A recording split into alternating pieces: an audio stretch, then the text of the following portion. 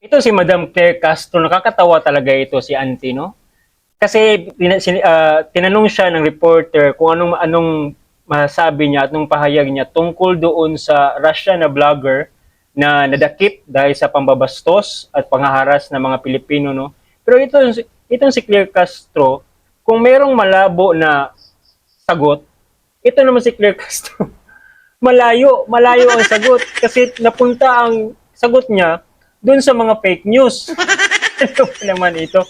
Ito, pakinggan natin guys. Play video. Another issue, the DILG earlier presented to the public yung arrested Russian-American vlogger who harassed security guards.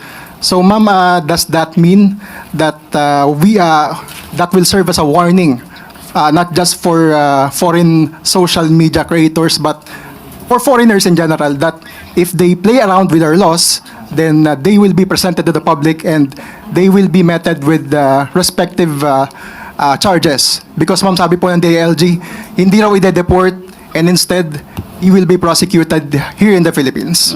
Yan po ay papatunay lamang po na tayo po hindi nagbibiro. Kung dapat may managot ay dapat panagutin. Hindi lamang po ito ang una malamang na mangyayari dahil nabalita na rin po na yung mga fake news peddlers ay nakasuhan na po, sinampahan na po ng kaso at mukhang yun po yung first batch. So alamin pa po natin kung may mga makakasuhan pa po ng mga fake news peddlers.